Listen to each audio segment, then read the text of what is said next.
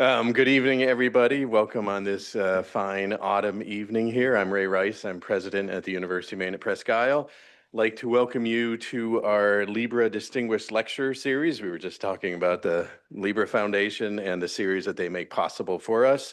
We are so very pleased to host our second speaker of the semester, Maine-based writer and nonprofit director, Marpheen Chann, who will read from his memoir, Moon in Full, a modern-day coming-of-age story, as they get the lights just right here so those in the room can see the screen nicely.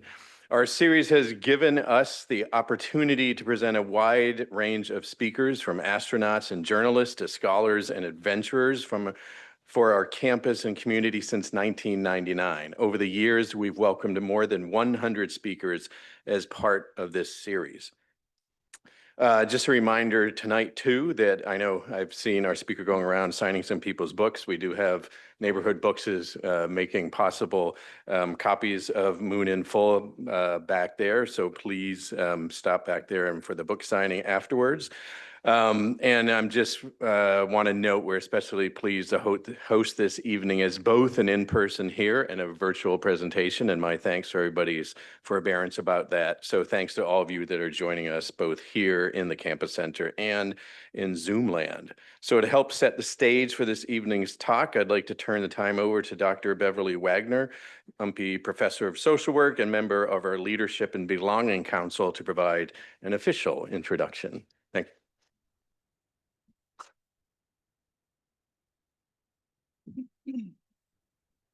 Thank you so much. The Leadership and Belonging Committee is absolutely delighted to welcome Marpheen Chann. As Executive Director and founder of Kumar Maine, a community organization dedicated to improving the quality of life, social and economic well-being of Cambodians in Maine, Marpheen exemplifies leadership on many levels.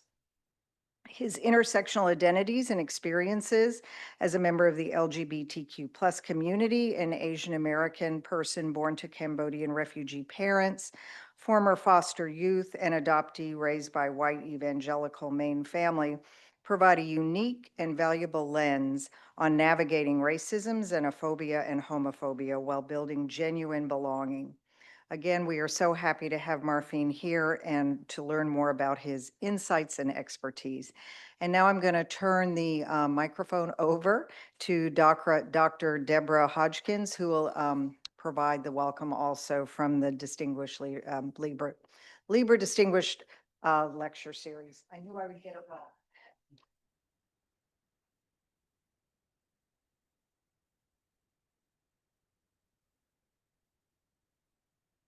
And I apologize in advance for any duplication. We have lots of welcomes going on tonight. We're so happy that he is here. Good evening. I am Deborah Hodgkins, Professor of English and member of both the Libra Distinguished Lecturer Committee and the Leadership and Belonging Committees. And I am delighted to introduce our speaker for this evening, Marpheen Chann.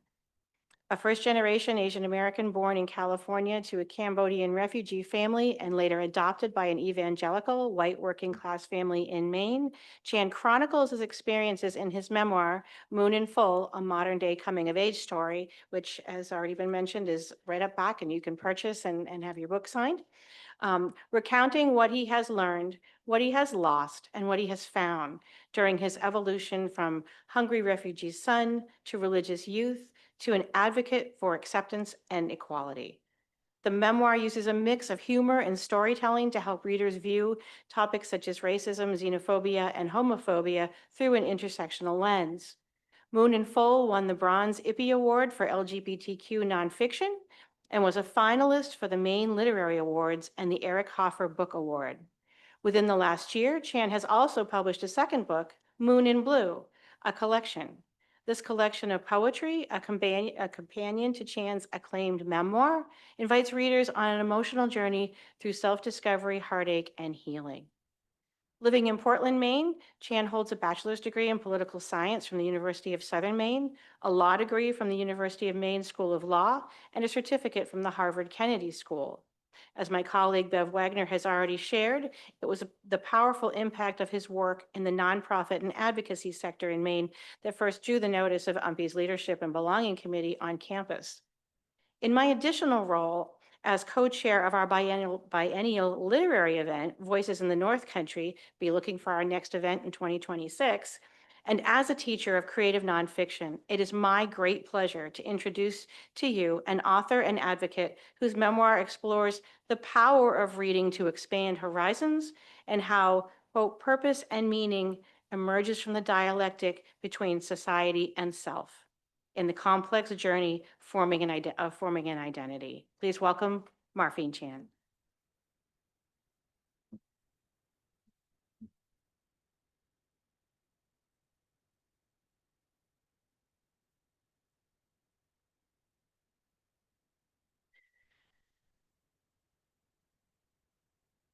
Thank you all for 3 introductions. I think that might be a record for me in all the times that I've spoken, which, believe it or not, has been quite a lot for someone who's only 34.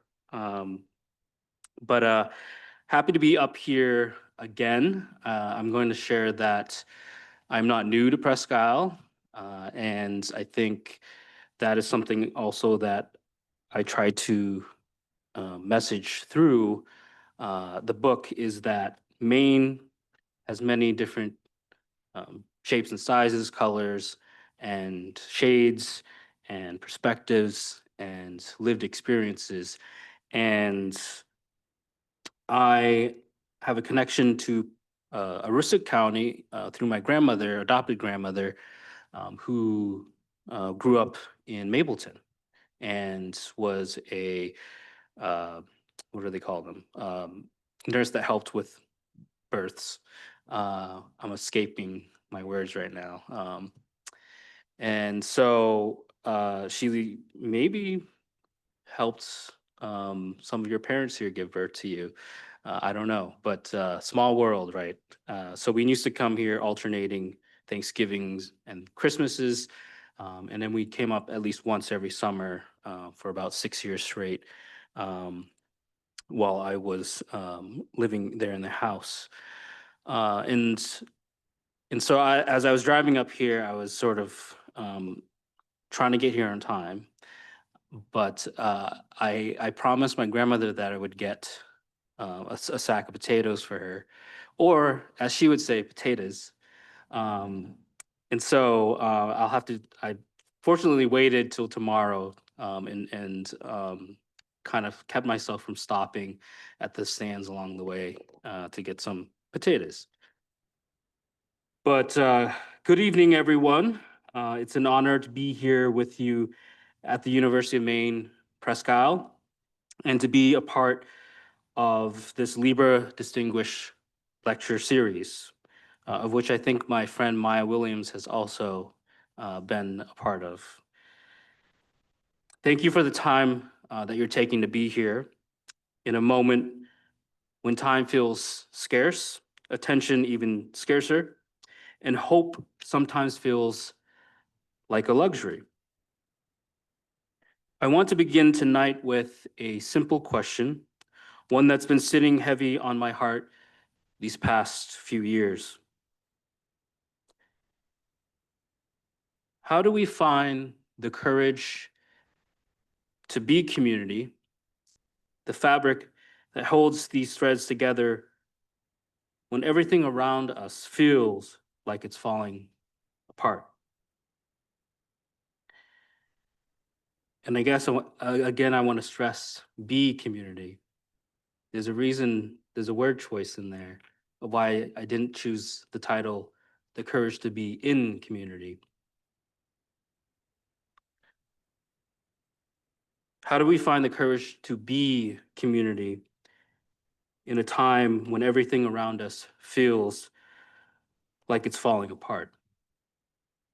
And before I dive a little bit deeper, because you were all promised that I would read from my book, I'm going to give you a little bit of a preface by reading from the first few pages of my book about the Cambodian genocide. Most, if not all, of what I've learned about the Cambodian genocide has been through books like First They Killed My Father by Cambodian-American author Luang Ung, the Netflix adaptation, and a lot of academic research and online articles. Survivors of the Cambodian genocide talk very little about that period and avoid answering questions from their grandchildren, often by changing the subject. As many as 2 million Cambodians were systematically murdered by Pol Pot and the Khmer Rouge between April 1975 and January 1979. In just 4 years, 1/4 of Cambodia's population was wiped out through executions, forced labor, and starvation. To help put this in perspective, Maine's population is just under 1.5 million.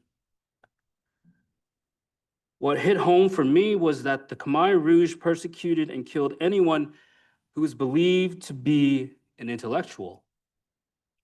This included doctors, lawyers, teachers, people who wore glasses, those who spoke foreign languages, and ethnic minorities. In other words, they would have killed me. They based this on the idea that Cambodia had been corrupted by the influence of Vietnam and the capitalist West, and used American bombing campaigns in Cambodia during the Vietnam War effectively to drive home this point. Those who supported their idea of a self-sufficient Cambodia and agrarian society were considered pure people, while those they murdered and persecuted were considered impure. But what they did went beyond just the murder of those who disagreed with them. They were intentional in tearing apart the very fabric of Cambodian society and culture. Many of their policies, like re-education schools and forced communal living, were designed not only to spread propaganda, but tear apart and destroy Cambodian ideas, values, and family structures. Families were forced to turn on each other, creating a legacy of mistrust and trauma that lives on to this very day.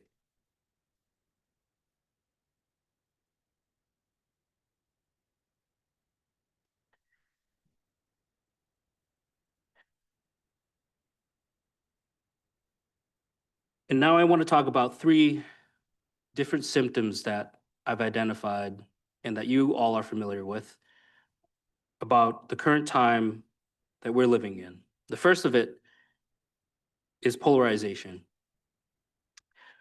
In 2024, the Public Religion Institute found that nearly 1 in 4 Americans believed that, quote unquote, true patriots may have to resort to violence to save the country.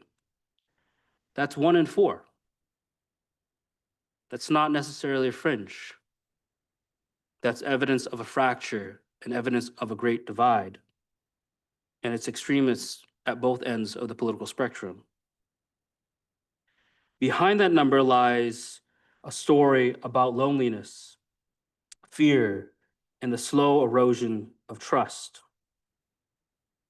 And so the question before us tonight, again, expanding on the first question, is not only how we fix our politics or reform our systems, it is more human than that.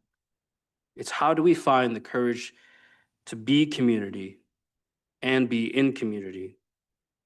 Community being the fabric that holds these threads together. How do we stay connected, to talk, to hope, even when the forces pulling us apart feel so much stronger than the ones that are holding us together? Courage, as I'll talk about, is not always loud. It doesn't always march or shout. Sometimes it simply stays in the room and listens longer than comfort allows and believes still that people are worth the effort. Just like I believe I'm worth the effort and you believe you're worth the effort. Being community also means that we believe other folks, even the ones we disagree with, are also worth the effort. Sociologists and psychologists have been warning about this unraveling for years. In 2023, Harvard's Making Caring Common project found that 36% of Americans report serious loneliness. That number is higher among young adults. It's 61%. The US Surgeon General compared the health impact of that loneliness, of chronic isolation, to smoking 15 cigarettes a day. Has anyone smoked 15 cigarettes in a day? I don't know who has, but loneliness doesn't just make us sad. It makes us susceptible to misinformation, to radicalization, to despair. When people lose a sense of belonging, like threads that connect us to one another, they grasp for something that promises certainty and community. The fabric that holds, again, community being the fabric that holds these threads together, even if it's built on fear or resentment. So let me repeat that again. When people lose a sense of belonging, like threads that connect us to one another, they grasp for something that promises certainty and community, even if it's built on fear or resentment. Think of all the online threads when people feel isolated and pushed to the margins in real life. They're going to go searching for where they can find acceptance and belonging. And a lot of these online communities, being a millennial and somewhat online, well, a lot online, otherwise Beverly wouldn't have found me. But Discord is a gaming platform. We've heard Discord threads mentioned, especially with the shooter that was involved with the Charlie Kirk shooting, for instance, that he was involved in a Discord thread. And in Discord threads, Reddit threads, other private online forums, you can find that these folks are looking and searching for community. And then the byproduct of that is conspiracy theories, misinformation, and violence, and encouragement to behave in violent ways. From cult recovery research to studies of online extremism, the pattern repeats. People aren't necessarily pulled in by logic or arguments or facts. If that was the case, there wouldn't be any conflict, right? They're pulled in not necessarily by emotion, but by the promise of connection and a promise of belonging and a promise of a community, again, even if it's based on fear or conspiracy theories or misinformation. When we stop belonging and practicing belonging, again, belonging being the threads that connect us to one another, we start believing anything that makes us feel less alone, again, connecting it to loneliness. Belonging is not a luxury. It is oxygen. The health of our democracy, the larger tapestry woven from those shared threads, depends not only on laws or elections, but on the invisible fabric of trust that ties neighbors, strangers, and generations together, the fabric of a society. Social media gives us the illusion of connection without the practice of community. The fabric, again, that holds these threads together. You're getting a sense that I'm on a certain through line, right? And so through social media, we scroll, react, and post, but rarely do we converse or actually try to connect, right? And I'm going to pause real quick because my clicker isn't working. I'll put that. Whoops.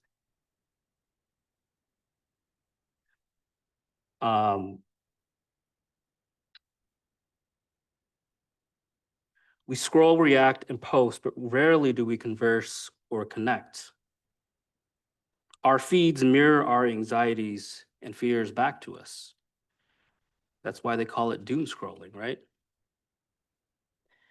MIT researchers found that false information spreads 6 times faster when looking on Twitter alone than factual stories online. But the real fact behind that is it wasn't by bots or AI or algorithms necessarily. It was humans that was spreading false information at 6 times faster than factual stories. And part of that is because emotion, not necessarily truth, is the algorithm's fuel. The algorithm is just a tool, right? AI is just a tool. Social media is just a tool.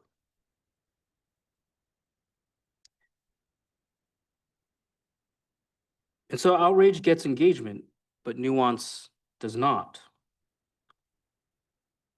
We are living inside an attention economy built to reward division. Every click, like, and share deepens our echo chambers. The longer we stay inside them, the harder it becomes to see each other as human beings instead of caricatures or handles or usernames. When information becomes tribal, identity becomes a defense mechanism. We start defining ourselves not by what we love, but by what we oppose.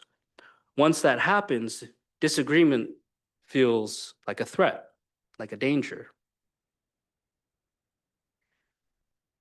I've seen this in Maine towns and cities alike. Families fractured over an election, friendships ended over a political meme. It isn't just political polarization, it's emotional isolation as well. It's emotional isolation wearing the mask of conviction and belief. And yet, even within these echo chambers, people are searching, still longing for belonging. A way to connect us to each other or to someone else. Some find it in online groups built around grievance. They often describe feeling, quote unquote, seen for the first time. This is folks who join online groups and threads and forums. They describe feeling seen for the first time, but it's counterfeit intimacy. It's fake, it's superficial. It's connection without accountability, without solidarity, and without empathy. To rebuild real community, the fabric that holds these threads together, we must relearn how to see and hear one another beyond the noise. We're living in a time when more and more Americans believe that political violence might be justified, when even the word democracy can spark anger instead of pride. When families are split by politics, friends unfollow each other online, and the loudest voices drown out the quieter ones, and sometimes the wiser ones. We scroll through outrage, headlines, and heartbreak, again, doom scrolling until we go numb. Or until we lash out at someone else, right? It can either create apathy or it can create a bottle of emotions that needs to be taken out in some way, as we've seen in some of the more extreme violent acts. And underneath it all runs this quiet current of fear, fear that maybe we've lost something we can't get back.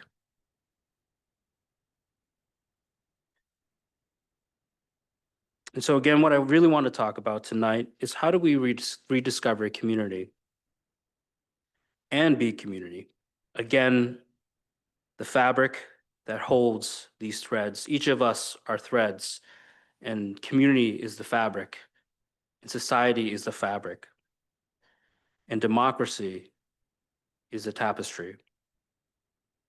That's the poet in me.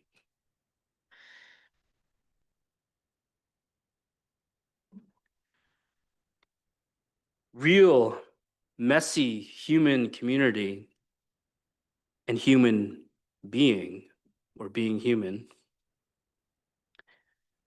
is the fabric that holds all of our threads together. It might just be the thing that saves us and saves our democracy.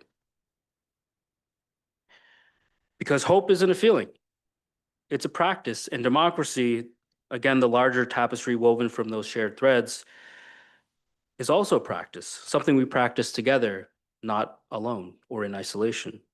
Community, in many ways, is about seeing people, the humans behind the politics, the rhetoric, the signs, and the signals. When we stop seeing each other, things begin to break and break down. You can feel it, again, in our politics, in our neighborhoods, in our online spaces. And we built a culture where people are rewarded for outrage and not understanding. Where admitting uncertainty is seen as weakness. Where it's easier to belong to a tribe than to a community.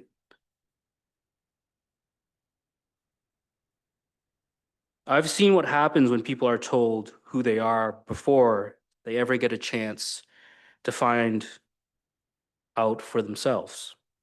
As a kid, I was called trouble, problem, misfit. And when people told me those things often enough, I started to believe them. And I think that's what's happening in our country too.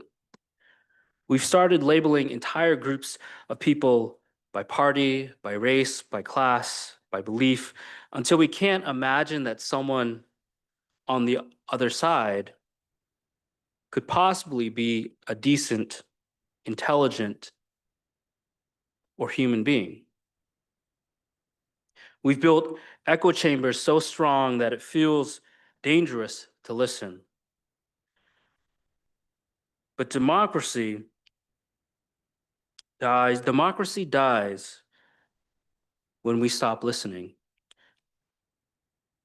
and understanding, and when we stop seeing people beyond the signals and the politics.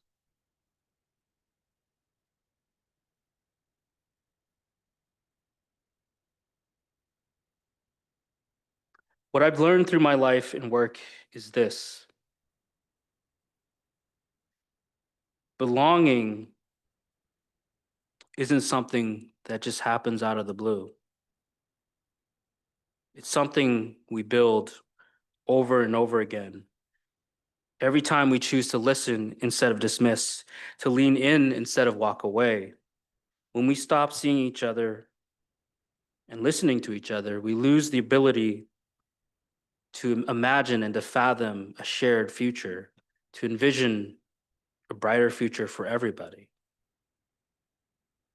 And without that shared imagination, without that co-visioning, as I like to use in my consulting hat, co-visioning and co-creating, without that, democracy falters and democracy backslides.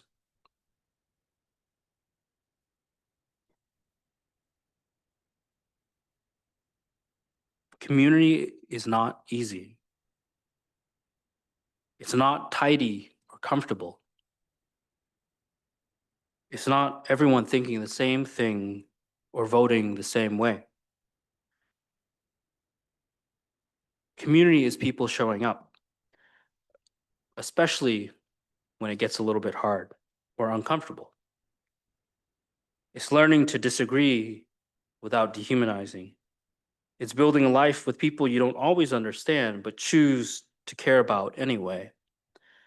For me, rediscovering community, the fabric that holds all of our threads together, meant reconnecting with my Cambodian roots, with language, with food and dance that I once ran away from because I wanted to fit so badly in with the community that I was adopted into and that I was fostered through in foster care and adoption. It meant realizing that to heal, I couldn't do it alone. That the same stories that once made me feel different were actually the stories that connected me to others. Now, some of you might wonder why or how I got about to writing a book.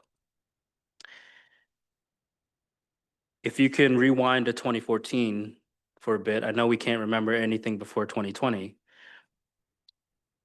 I had just graduated from the University of Southern Maine, sadly not UMPI, and was about to start Maine law. And 2014 marked about 2 years, actually, it was August of 2014, exactly 2 years since I reunited with my Cambodian family in 2012, when I flew out both to Texas and to California to reunite with my biological family. For 2 years, I'd been reflecting and thinking about and stewing and trying to figure out, how do I reconcile the kid that grew up with Cambodian culture, Buddhist culture, collectivism, with the family that I grew up as an adopted kid in a white rural town, Naples, Maine, right above Sebago Lake, evangelical church, conservative, Republican, working class. How do I make those two worlds reconcile and not necessarily collide and cause a big rupture, at least in my being?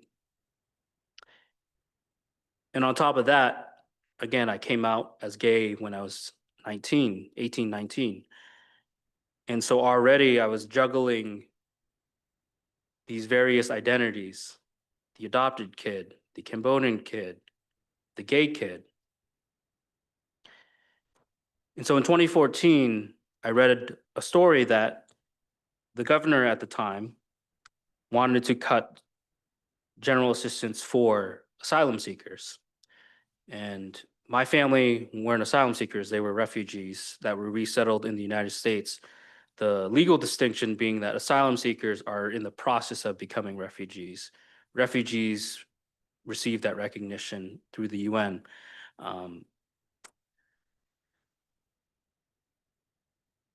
But even though my family weren't asylum seekers, I was still connected to the stories of asylum seekers and the struggle. And so when I heard that they were proposing to cut food stamps and housing for asylum seekers, diving in a little bit into my policy hat here, asylum seekers are barred from working for a certain period of time. I think Senator Collins, Senator King, and Congresswoman Shelley Pingree have worked to kind of loosen that up a little bit. But at the time in 2014, I believe they had to wait 6 months before even working. They were banned from working. And so they couldn't make money to pay for housing, to pay for food. And so the injustice there was that not only were they not allowed to work and to have the dignity of work, but then they were also being told no benefits because you're not working. That really got me riled up, and you can probably tell I don't get riled up a lot, right? It got me in such a state where I felt I needed to do something, to say something. And I was invited to speak at a rally in Monument Square. And that was the first time I had written out my story. At the time, it was probably 5 pages for 5 minutes. And it was the first time I'd written my story from the time of my birth up until age 21 when I reunited with my biological family. And even then, and even when I had it down on paper, at least 21 years of it, there was a little bit of insecurity, unsurety of, does my story even matter to people? And so when I went up and spoke and read my story, and I looked out, if you can imagine, about 500 people of all races, classes, of all different backgrounds. And as I looked out, seeing people of different backgrounds, whether they were Asian or Hispanic or Black or white or working class or upper class or lower class, whatever it was, there were moments where I connected with people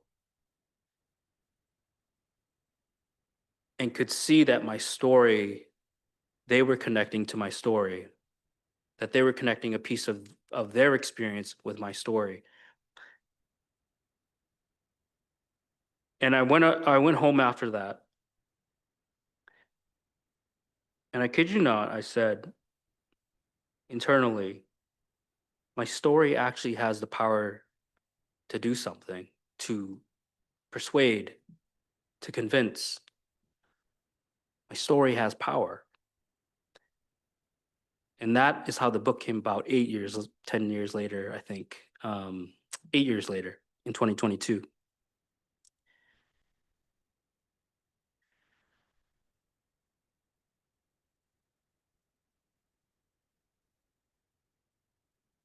And I share that because by finding my bravery and courage to share my story, I found belonging. I connected to folks in the audience, even if we hadn't connected by, a hug or a handshake or a conversation. When I paused and looked at people and saw a light in their eyes, or they were cheering, or they were, raising their fists or their signs. For me, it was not only validation, but it felt to me I am in a community of people who care as much as I do about this issue, about asylum seekers. And we're all bringing ourselves to this place to advocate for it.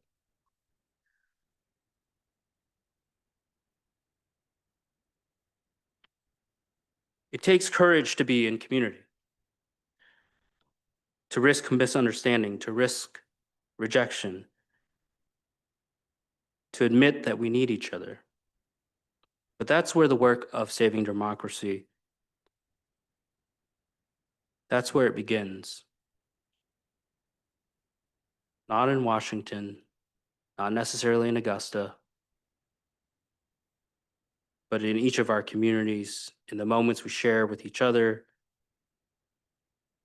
I joked to someone the other day, we were talking about celebrating small connections, moments of connection, and I joked, yeah, I had a small moment of connection when I was walking down the street and I tripped over a piece of sidewalk, and the person passing by looked at me and laughed, and I laughed right with them. But I am being for real, that is still a moment of connection, and that we can't forget about those moments of small connections and hope. So in Moonfall, I wrote about growing up between worlds, between cultures, families, and expectations. You heard a little bit about how I ended up writing the book. And again, for many years, I didn't believe I belonged anywhere. But as I found out, belonging isn't necessarily found, isn't necessarily given, isn't necessarily a treasure you dig for or a diamond you find. It happens when people show up for each other again and again, even when it's hard. That truth came through experience, through foster families and mentors who offered patience instead of judgment. I joked in the social work class earlier today about the trend, we listen, but we don't judge. In some ways, that is actually a good practice. But through community and through being in community with other advocates, with other people doing social impact work, it taught me that service is also another name for love. Through the elders in my community who are survivors, who survived a genocide, who saw their parents, family members, their neighbors killed, they model humility and grace. They model hope and being in community and being community. Even when I don't know much Khmer, but I'm leading the Cambodian community organization, they still welcome me because they know at least I'm trying, even if I might mispronounce a word and accidentally swear at an elder.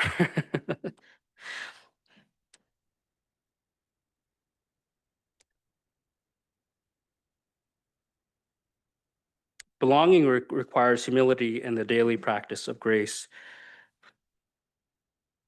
But that ordinary, unglamorous work of being in community is what will rescue us from despair, is what gives us hope. Now, before I move on further, I want to share a brief reading from my memoir, Moonfall. It sits near the end of the book. It captures something I've carried into every conversation about courage and community.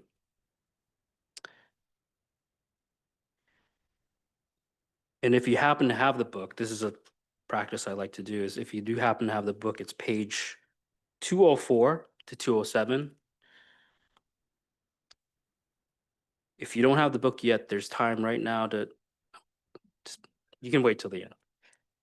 But the book is available in the back.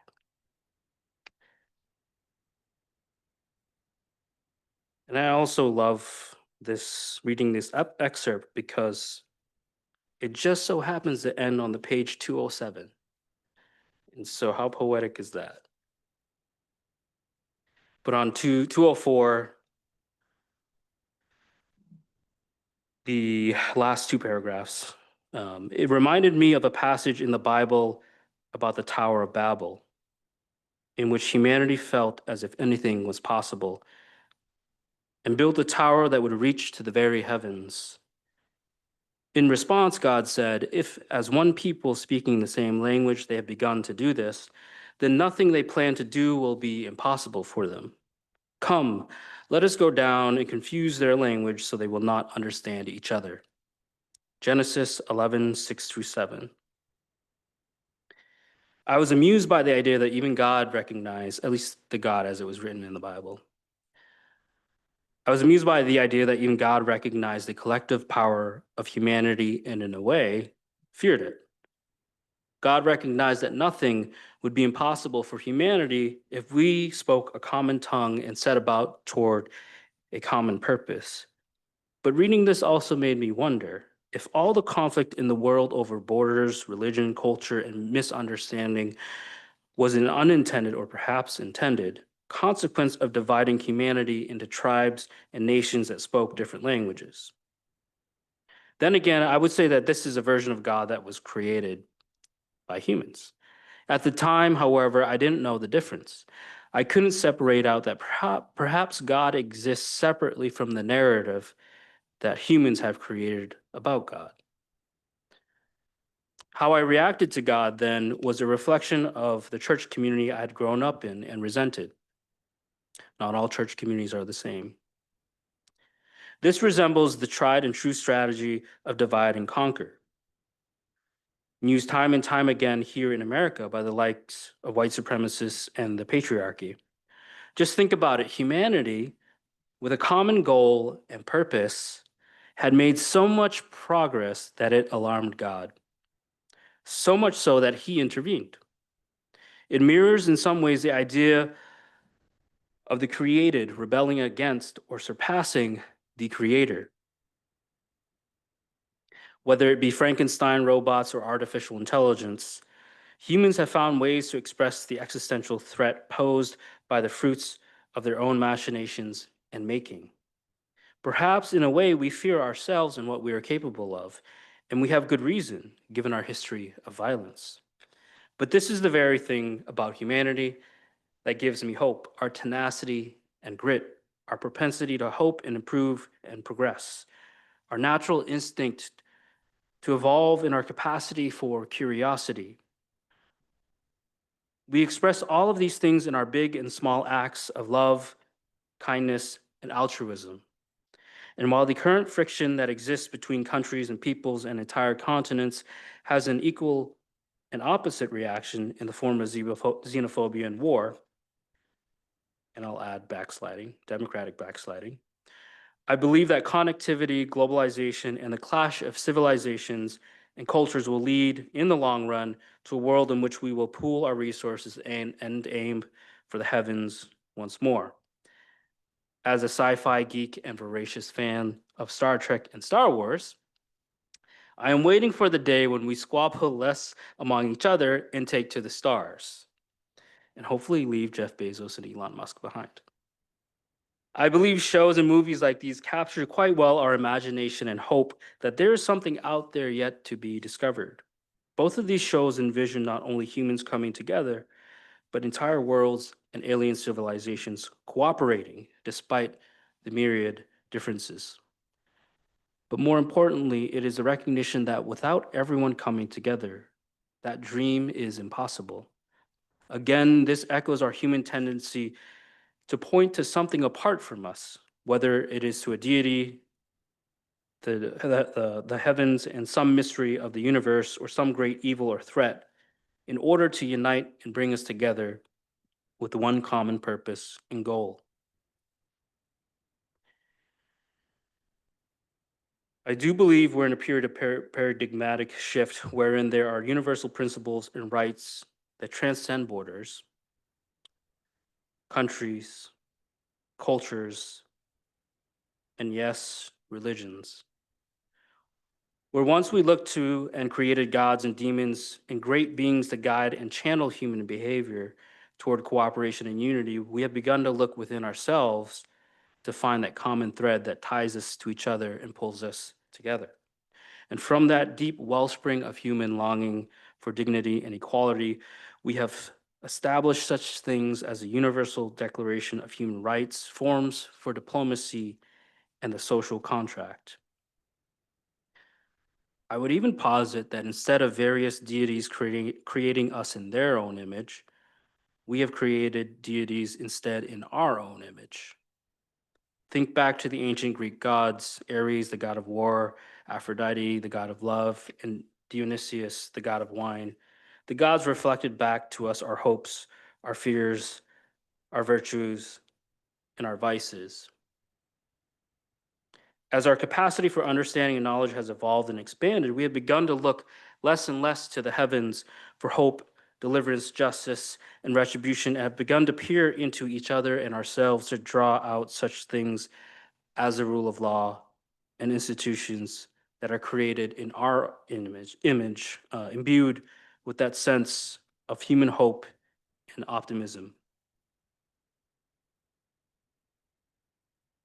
These things that we have built in our aspirational declarations serve as a constant reminder, a mirror, if you will, that reflects what it is that we long and hope for.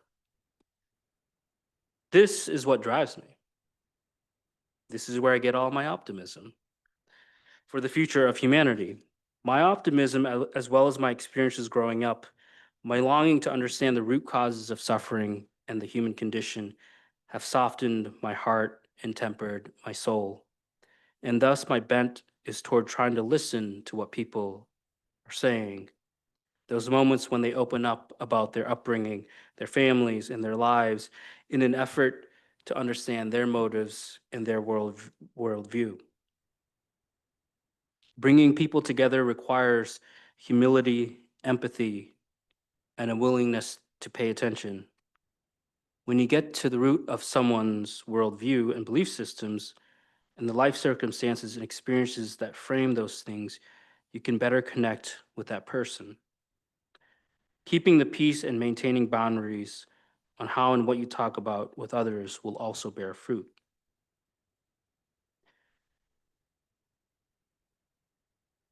And I'll skip down a few paragraphs. But to steal some language I learned in the evangelical world, I have to be the light that shows them a different path, a different way of viewing the world and other people. As Katy Perry so poignantly put it in her song, "Baby, you're a firework. Come on, show them what you're worth. Regardless of my sexual orientation, I am a human being deserving of basic dignity and respect." Again, going back to the point I made earlier that we are worth it. You are worth it. And even people we disagree with are worth it.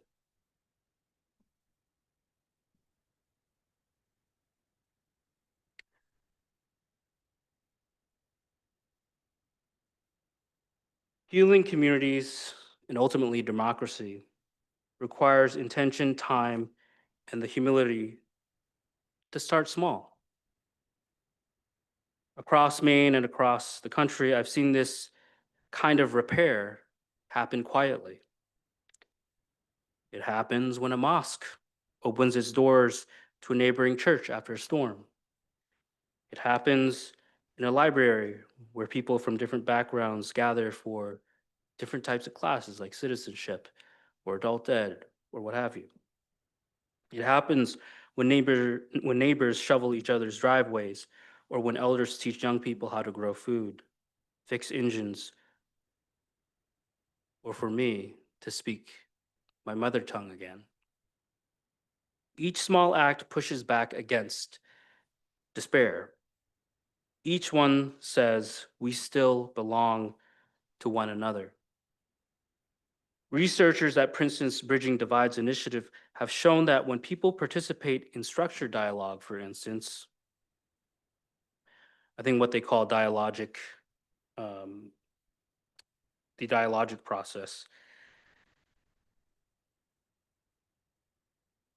trust in others rises dramatically by 15 to 25%. So again, through dialogue, again, this is based off of Princeton's Bridging Divides initiative, through dialogue, not debate, not argument, but through dialogue, people's trust in each other rises dramatically by 15 to 25%. But you don't need a study to see it. You can feel it. Trust grows when people share work, food, or laughter, right? Initially, I was going to post a picture of a bean supper, but that might have been too corny.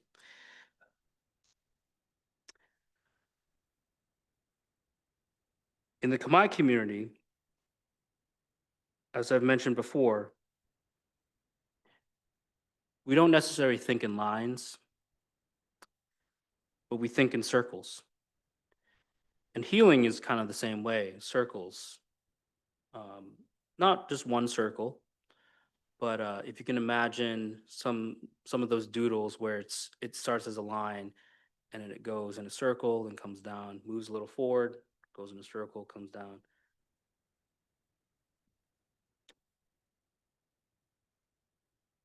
I think that's probably the way we need to think about it. As I shared in the social work class, we all tend to think about each other on a spectrum, right? On a line. But what if we thought about each other in circles? Lines divide. Circles draw people back together. Democracy at its best and most ideal state is a circle, an endless conversation where everyone has a place. It only survives when enough of us keep showing up to complete the ring. So when we talk about saving democracy, again, the large tapestry woven from our individual shared threads, and the fabrics of our community and society, we're really talking about saving our capacity to sit in that circle, to keep talking, listening, and rebuilding connection, even when it feels awkward or slow or uncomfortable. Relationships are infrastructure, they hold everything else up. And even though this is a lecture, I do always like to give people some practical advice, right? Because lectures tend to be pretty abstract. And as you have found out, I can be abstract as well as poetic. So here are some practices that I think we can all take away in terms of being community and being in community. First, lead with curiosity rather than correction.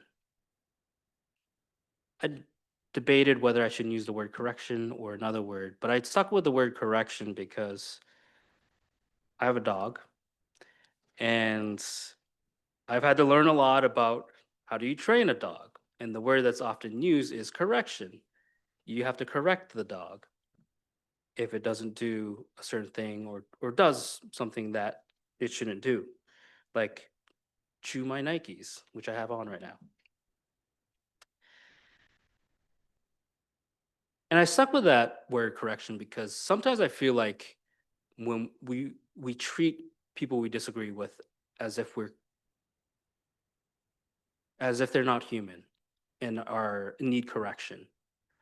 And so if you think about training a dog and how we correct a dog, talk down to a dog, as much as we love them, I stuck with that word because I'm guilty of treating other humans as not human and trying to correct and talk down to them. Great example is my dad. I remember I was in law school, started my first year of law school. My sister was actually trying to get a student loan. My dad is very working class, skeptical of credit cards, skeptical of loans and interest. And she needed a $1,000 student loan to supplement her financial aid package. And I was on the phone with my dad for, I want to say 2 hours because he didn't want to co-sign that $1,000 student loan, which meant that my sister would not have been able to start school. I was outraged that he would ruin his daughter and my sister's life by not signing off on a loan for her education and her future. In the middle of that conversation, he said to me, "Look, just because you're going to law school doesn't mean you're smarter than me." And I paused and I was angry. But then I thought about it a little bit more. My dad is working class, got a GED, does wood handiwork, has a particular way of viewing the world. Again, doesn't like credit cards, interest loans, because there has been a lot of info about predatory practices. But I stopped to think, I'm speaking in a different language and we're miscommunicating. And I'm assuming a lot based on that miscommunication. By the end of that conversation, my dad said, "Fine, I'll do it." But it was only when I recognized that I was talking down to him with my legal law school high horse. But only by recognizing that was then I was able to pivot and to switch it around and get to the goal of getting my sister that $1,000 without tearing the family apart, which is important. So, curiosity, not correction. Humans are not dogs.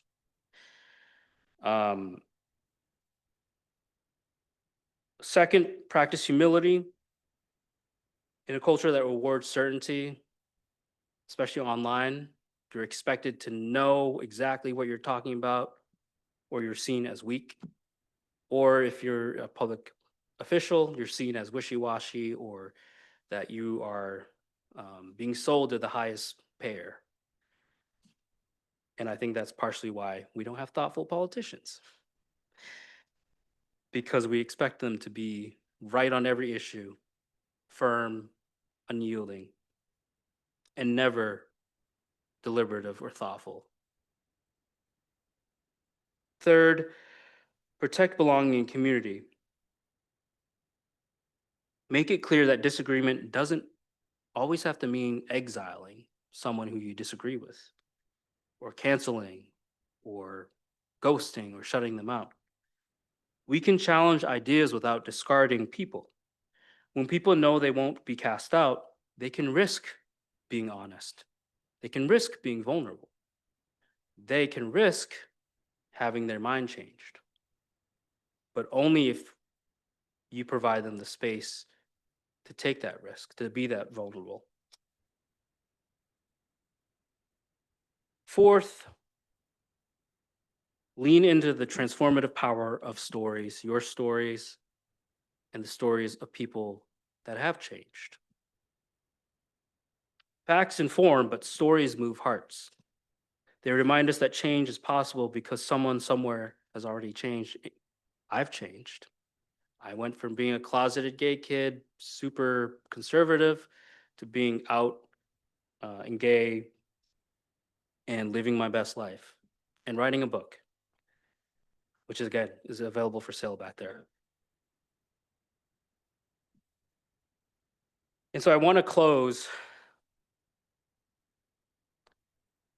by not only thinking about the courage to be community, but the courage to hope together. Hope today is not naive optimism. I was at a conference at one point, and I think that person read my book, because they looked right at me when they said this. They said, hope is overrated. Hope is a passive action. Depends on their definition of hope. But my definition of hope is that it is action, it is change. Hope is a deliberate practice, and it has the power to change. Hope and optimism expects things to turn out fine. Optimism expects things to turn out fine. Hope commits to showing up even when they don't work out or turn out fine. Hope is work, it's maintenance, it's relationship building, like tending a garden in a rocky soil. When we look around and see division, it's easy to despair and to lose hope. But despair is the luxury of those who have forgotten how to imagine. Community revives imagination. When people gather to solve problems together, they begin to believe again that change is possible.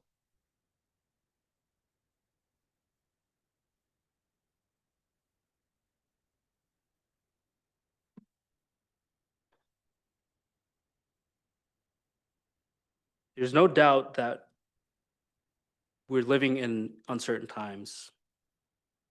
And no matter who you are, whether you're on the right or the left, it is feeling dark.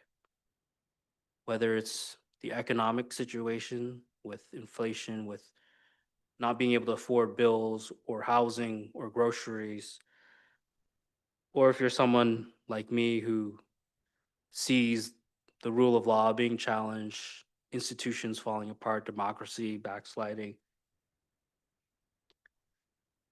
And so the night we live in can feel long, not to use the Game of Thrones reference. The headlines, the noise, the constant outrage can make it seem as though darkness is winning. But I've learned something from the long winters of Maine, as I'm sure you all have as well. Darkness is never the end of the story. It's the canvas where light becomes visible. Years ago, during a vigil in Portland, I looked out at hundreds of candles held against the cold. Faces from every background, elders, children, refugees, lifelong Mainers, stood shoulder to shoulder. For a moment, the divisions that fill our days dissolved into a shared stillness.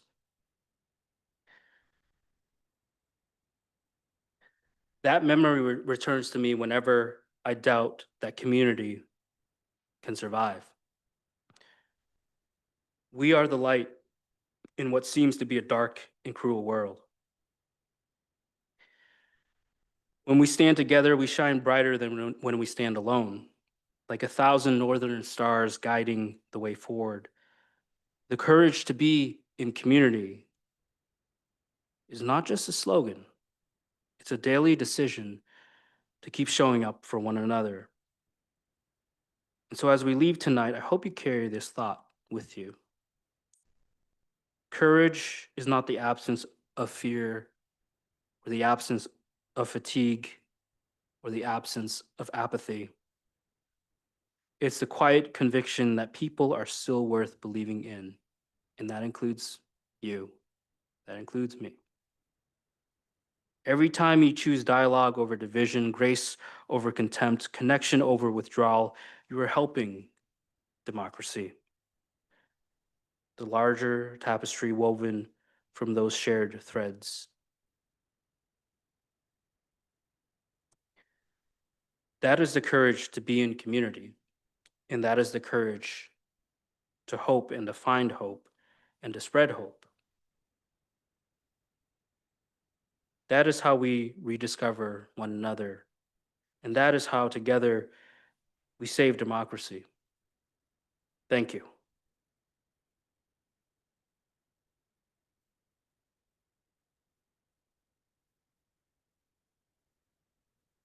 I'm saying that night in Presque Isle, so I have enough time for questions.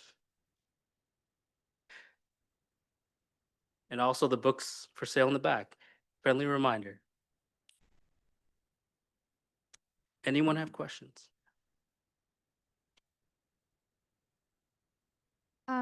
When you read the paragraph on page 207, there was a part on how it's important to listen to people and communicate with people and let them just let them really open up to you.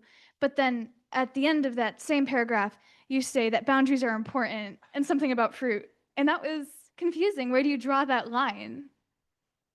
Yes. So a lot there's a lot of caveats, right? For instance, a story I shared in the social work class was, my parents and I argued, debated after I came out. My dad, it was sort of a delayed teenage rebellion. I was going to a bonfire. He threatened to call the cops if I continued to go there, but I knew he wouldn't call the cops, so I kept going. The story I shared was that it's hard to meet.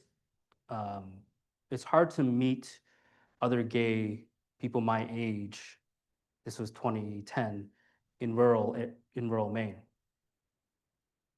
And so what I did was I posted a lovely ad on Craigslist. A 19-year-old, slimmer, better looking, jet black hair, not the gray silver ones that are coming in. I posted this ad. It's like looking for love or something really corny and cheesy. And someone from the church that our family went to found this post, which makes me wonder, how did someone actually? And they told my dad. So my bedroom was in the basement, and the stairs from the kitchen goes down to the basement. He's standing right in front of that door when I got home from work at Hannaford. And he's standing right there, and he's like, "We need to talk." And we found this. Someone at church found this ad, and I was like, "Wait, who? Who? Tell me who?" And we got into one of the worst arguments I've ever had with my dad. And over the years, at some point we decided that let's not argue, let's not debate about me being gay. Um, and it's not like we had to sit down and said like, let's agree, let's sign a treaty. You don't talk about how being gay is a sin. I won't talk about or invite a boyfriend over or something. Not that I would at that time would have invited someone to the house, but we settled into sort of an understanding that maybe family is more important than figuring out who's right. And so it was uncomfortable, but I still continued to go to the Thanksgivings, the Christmas, Easters, um, which, as many of you know, has all the trappings of Jesus. And although the Easter bunny is not a worshipable idol, um, and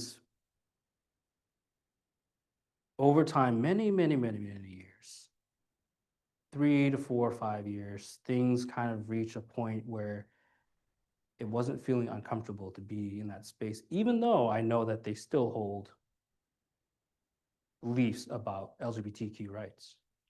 And even though they make some comments that make me kind of wonder sometimes. But the caveat, going back to my caveats, is that that's my experience. There are many LGBTQ people who their families have threatened to kick them out of the house, have threatened to send them to conversion therapy camps, have or continue to sort of create a lot of harm. The caveat is I wouldn't ask that person to stay in relationship if it's continuing to be harmful for them. Just like in a domestic abuse situation, you wouldn't say, you can't leave that person, keep staying in that person. So it requires a level of understanding that each case is very complex. But in my case, I chose not to give up on my parents. And where I've landed is that I might be the only gay person that they know and interact with on a frequent basis, besides the lesbian couple that used to come to the church every now and then, and the whole church would whisper about them. But I'm their lifeline to a different worldview, a different perspective. And I'm comfortable enduring a level of discomfort to help them move a little bit towards the middle, at least. And where it paid off was we were worshiping the Easter Bunny again. My dad, this is our tradition, me and my siblings, we would watch him pull out the ham and put it on the stove. We used to think it was like the most gourmet thing ever, but it was really just a supermarket ham with some canned pineapple. And then we would eat some of the pineapple off the ham while it's on the stove. And I'm leaning back against the kitchen counter. And this is 4 or 5 years after coming out and all the fury arguments. I was leaning back. We hadn't talked about the gay thing for a while. And my mom walks in through the foyer, through the breezeway. And she walks into my view and she stops and she's like, Marpheen, how's your boyfriend? And I just kind of looked at it. I was just like, what? I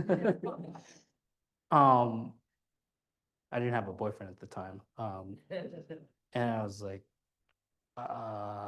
great. Thanks for asking. I didn't make anything of it beyond that. But when I drove home, I was just like, this is progress. She's taking an interest in my life as a gay man.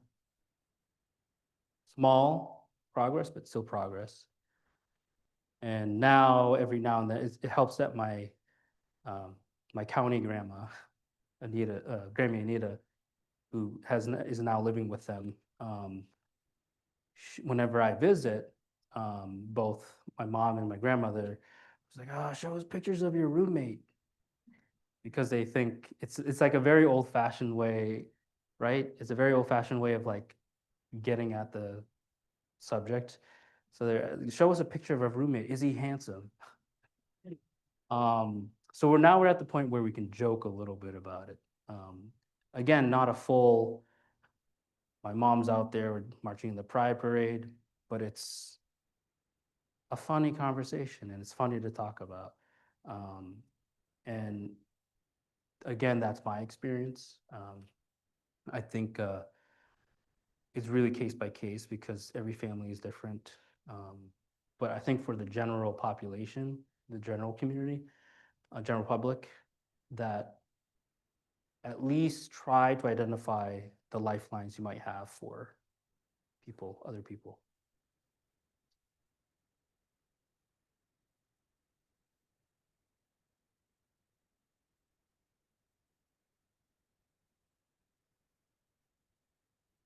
This side has 1 point for one question. Oh, 2 points now.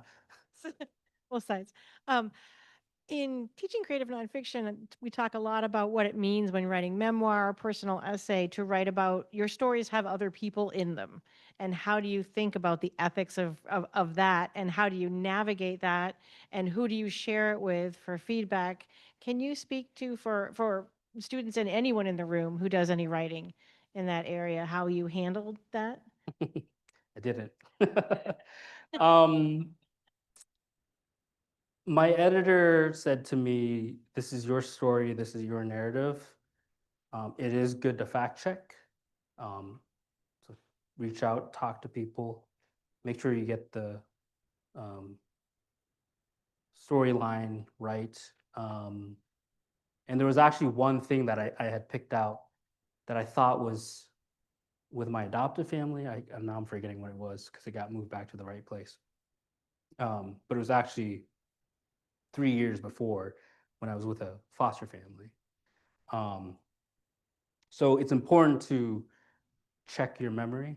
I write a little bit about memory in the early pages.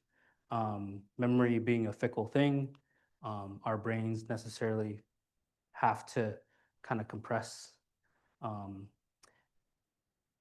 to keep our brains from exploding. I think that was my exact verbiage. um, but I think that if they can do it comfortably, they should talk to the subjects that are going to be in the book to get maybe a different perspective of a certain moment. For me, I was afraid of what my parents would say, but I gave them copies of the book, and they're just like, "Oh, great," and they've mentioned they've read it and it's cool. My mom though made one comment. She said, "Oh, you didn't ask if you can use that picture." So I think asking permission if you can use pictures is important. It's something I learned after the fact. But my general advice to writers is you have to, I think for the most part, what is the story you want to tell, the narrative you want to tell? Is it true to you? Is it your authentic telling of the story? But also kind of check yourself to make sure you're not going off the deep end and, you know, um, and saying that the I feel bad for the Easter Bunny because I make it, and writing that the Easter Bunny is really a scary clown.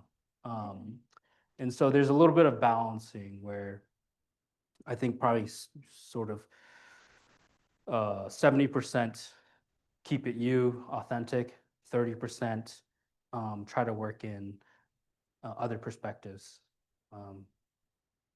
Because one story, for instance, I told you I liked answering questions. So one story was, I totally forgot about it, but I was talking with my first foster mom, who I love dearly.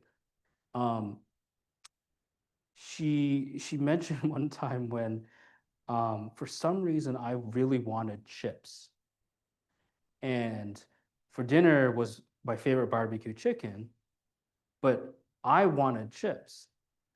So um, she said, "Nope, you're not getting chips.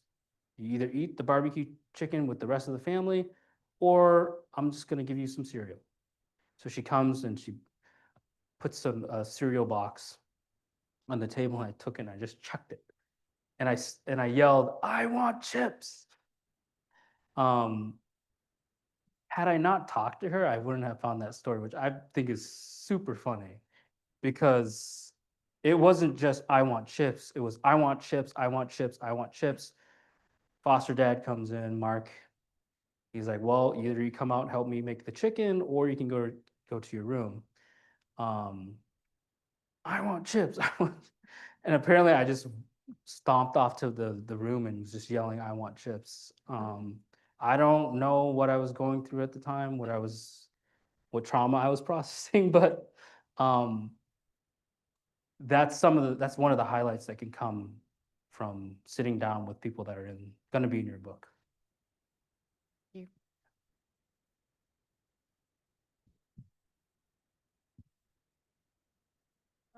Do you have shame about being disconnected from your roots when you were younger? And if you still do, then how do you deal with it? I did have shame when I was younger. Um, and I think the shame was a mixed bag of different shames. Um, for instance, my family did try to keep us somewhat connected to my biological mom through sit down interviews, or not interviews, sit downs with a translator or interpreter, or a phone conversation with an interpreter. There was one time when we were driving to Portland for one of those, and I flipped out. I was like, I don't want to go see her, my mom. Um, I don't want to sit through this dumb 1 hour facilitated meeting with my mom. And it wasn't that didn't want to see my mom. I miss my mom terribly. Um, but I actually can remember in my mind me saying exactly, I shouldn't need an interpreter to talk to my own mom. That was a shame. The shame that had let my mother tongue disappear. Um, and the shame was that I felt it was my fault. But really, it was the system, going through a different school system, being raised in the different families, um, not having resources like a Khmer Kids class, English, or Khmer Kids language class. Um, there was no Khmer Maine, which is the organization I run, that would offer dance classes, connection, language classes, and sort of Khmer culture. And so what I'm building now is to fill the gap for the kids currently, who wouldn't otherwise have access to keeping a connection with their culture. And what we have found, what I have found, is that our elders, for instance, used to feel a lot more isolated. They don't feel more connection and community simply because we're offering them like an elder class, but it's because we offer other things like outdoor trips, um, festivals, and things that bring generations together. And especially the Khmer dance class, they get to see their grandchildren learning Khmer dance. And so that makes them feel less isolated because they're seeing their culture reflected back at them through their grandchildren. Um, and so for me, I feel no shame anymore.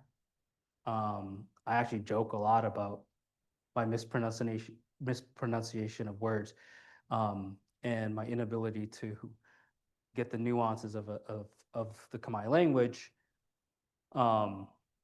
because I've learned to give myself a little bit of grace. Um, you know, grace in the sense that in high school I was taught Spanish. In college, I really wanted to learn French. Um, I met some cool soccer players from Brazil and wanted to learn Portuguese, and now I get all those Romance languages mixed up in my head. And then I'm trying to learn Khmer again. And I know how my brain works. I need to be immersed. So that's also why I'm going to Cambodia for a few weeks at some point, is because I need to force myself to not have any excuse not to learn the language, um, in order for me to learn. That's kind of how I learn, is by jumping in. Um, but yeah, I don't feel shame now. Maybe a little bit in my 20s. I don't feel shame now because I understand that I have to combine, two different worlds at all times. My adoptive American rural upbringing, and then my current Khmer um, community as well, that I'm helping to build something for. And I would say it's okay to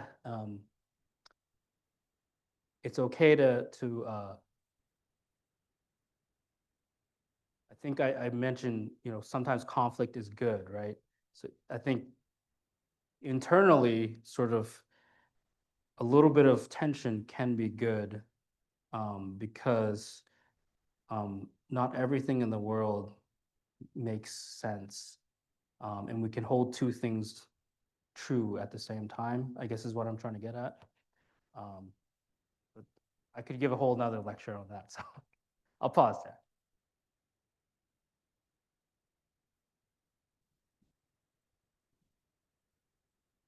My question may assume that you're very fluent in Khmer already. So if you're not, I apologize. No. When you write and when you think about your writing, do you think in English or do you think in Khmer? So I'm not fluid in Khmer. I probably know about 10% I can understand 10% of what's being said to me, which is very helpful for being a community leader, because community is messy and there's a lot of gossip and accusations thrown around. But I will say that my belief is that if you are a kid who spent your early childhood and developmental years learning a particular system and language, I don't think it disappears, because I in the book I called it similar to phantom pain, sort of a phantom, um, sort of a phantom understanding that's somewhere deep in there. So when my grandmother says something really sharp, I instinctively know that's the way she used to yell at us kids when we were chasing the cat. Which is also good for me, so when that phantom itch kicks in, then it actually helps me to relearn a particular word that she used that sounded sharp. But I think it's sort of it's buried in there in sort of our brain code. And I think for me, I'm trying to figure out how do I dig it back up and bring out the old software.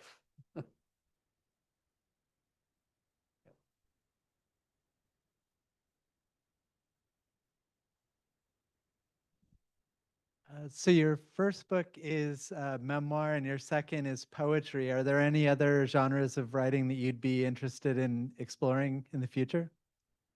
Yeah, so I mentioned that I liked sci-fi.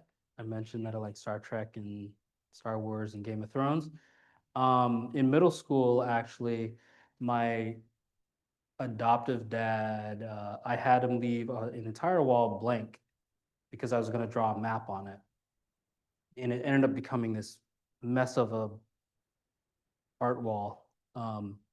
But now that I have a sense of what the publishing process is like, what writing is like, but also all these tools at my disposal online to create maps um, and also create outlines and all those types of things. I'm actually now able to make my little world then more of a reality. Um, except I haven't really started writing like the actual book. What I've done is what Tolkien kind of did with the Silmarillion. So I'm actually many pages deep in sort of the prehistory of a certain thing. So maybe in 50 years that might come out, but it's kind of a more of a passion project than it is a publishing project. But I also mentioned that I'm going to Cambodia at some point. That's obviously a book right there. And I'm going to visit my mom's birthplace, learn a little bit more about my family before the genocide as well. Yeah. Further questions? So first of all, thank you for mentioning libraries as a place to build community.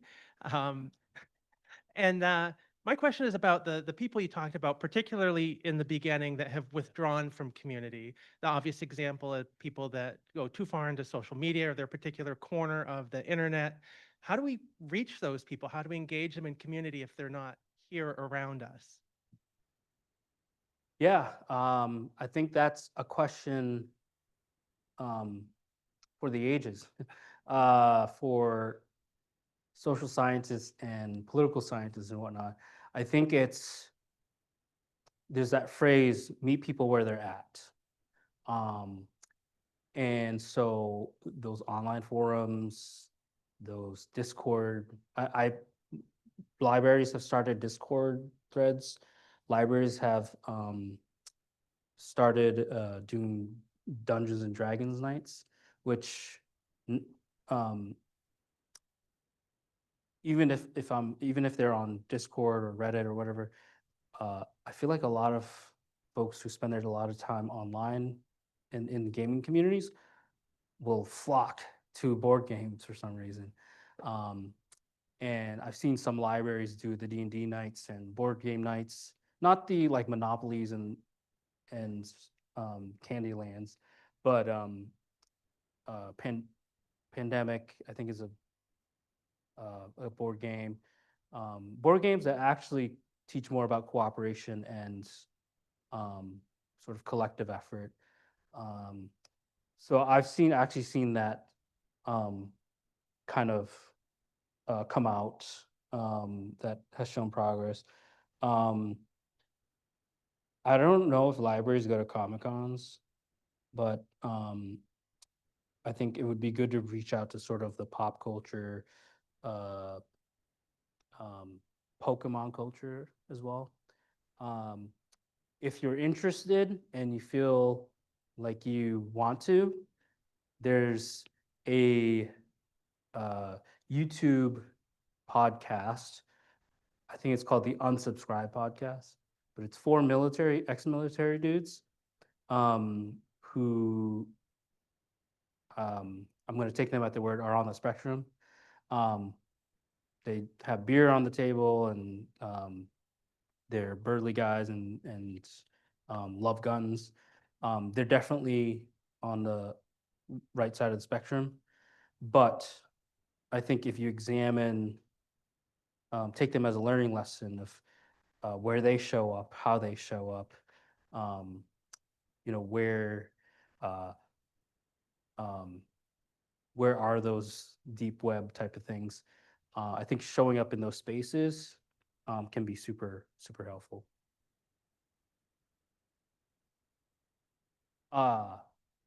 One funny thing, actually inspiring thing, is there's a Minecraft server, and they built a huge library in Minecraft that has the books that have been banned in all the different countries. And that's an example of how you reach people where they're at. Roblox is another thing that my nephews are way too much into. I don't think you can build libraries in Fortnite, but that's the thing, is a lot of the conspiracy theories and the sort of manosphere kind of culture, they're targeting the younger males who are on TikTok, on Fortnite, on the gaming platforms. And so if people want to reach those people, you have to go where they're at. Yeah.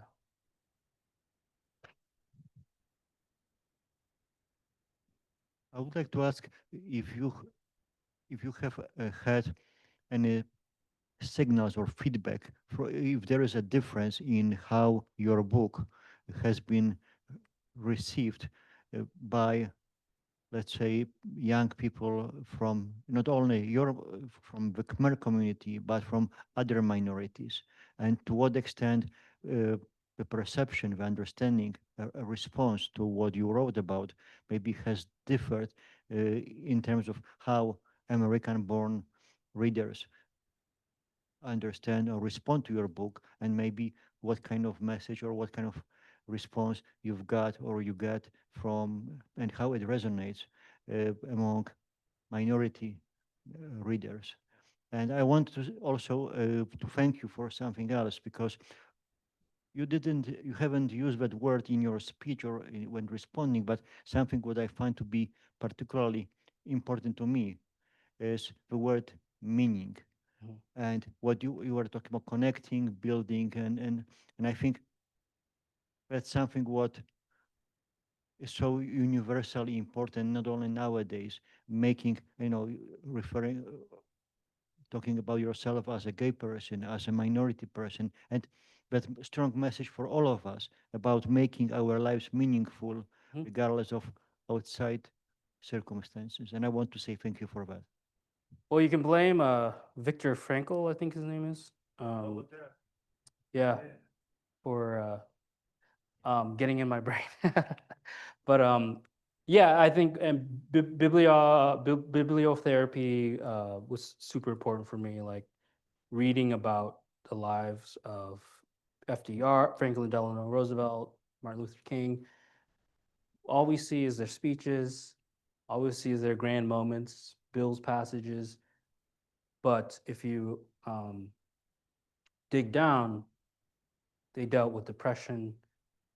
They dealt with scandals. They dealt with a lot of chaos in their own lives, and it's not that we look at that and judge, but it's like they are as complicated as I am, and they are struggling with the same things that I struggled with. But to your question about how young people have the reception among young people, and how sort of immigrant students might have responded back, or how American students might have responded back.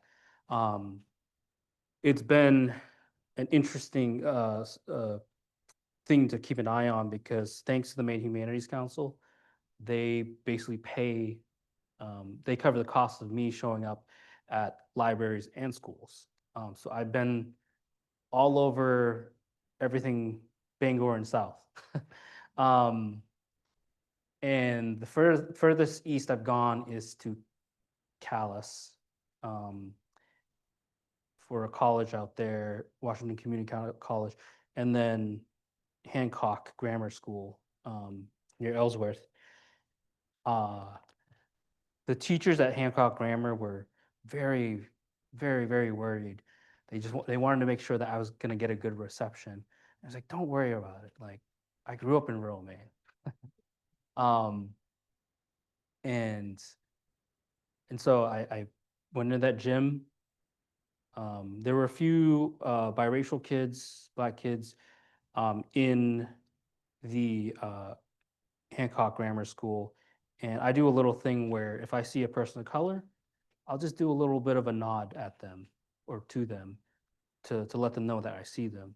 But what I won't do is pick on them to ask them a question, or And in most cases, they nod right back.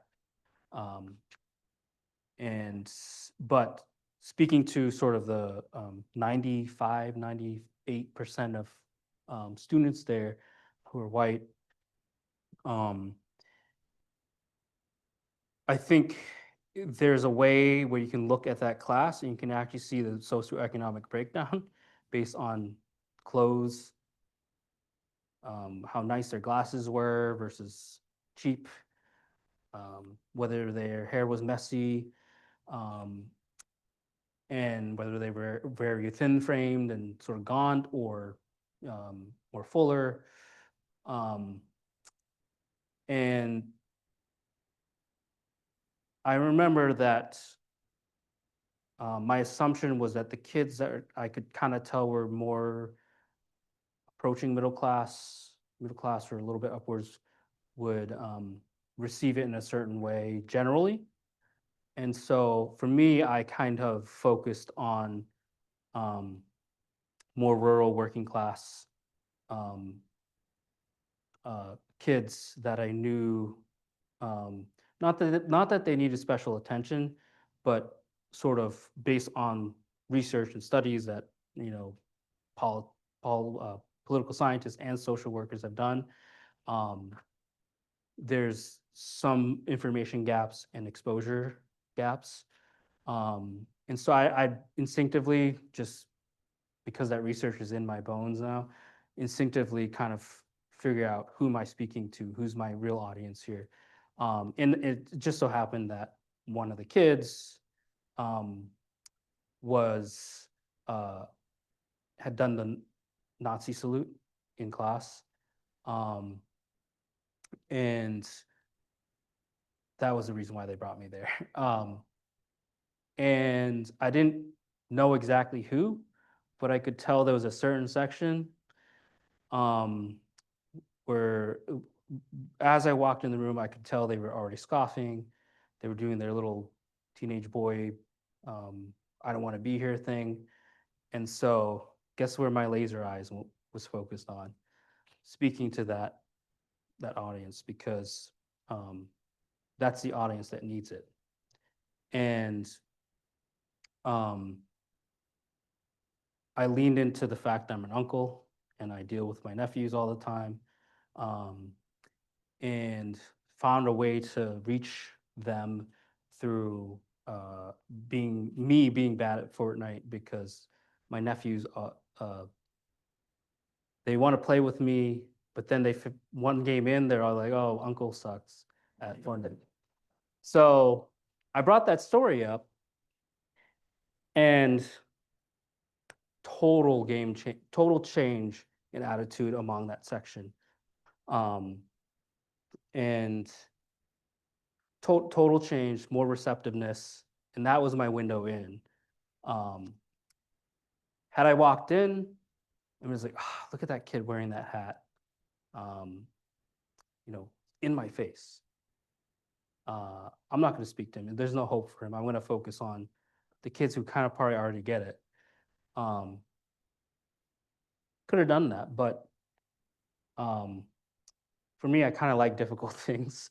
So I find meaning in difficult things. And so I leaned into that. And by the end of it, these kids were like, "Oh, what's your TikTok? What's your Instagram?" I was like, "I can't, nope. I don't want none of you commenting on my TikTok or my Instagram, and saying all your weird Gen Alpha words." Um, and so that's one reception in a rural area, with immigrant kids and also with kids all over in different schools, especially those who went through foster care or are in foster care. Um, they don't say anything, but then their teachers reached back out to me and said, "This particular kid who is in foster care came up to me after school, um, bright-eyed, something changed. They were really excited that someone came to speak to them that had the same experience that is what I live for, is speaking to the little kid that was me, that needed a lifeline out of my situation. And so those are two different takeaways from that. Immigrant kids always love seeing other people that look like them show up. And I do a lot of that in the Portland area. But kids of color in smaller rural schools, the same thing as with foster kids, they don't, because obviously they don't want to stick out like a sore thumb and be the one that asks a question, but they'll approach their teacher afterwards and get back. So, yeah.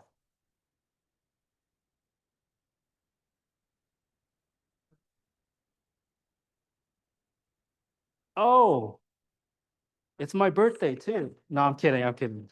It was my nephew's birthday last week. Thank you so much.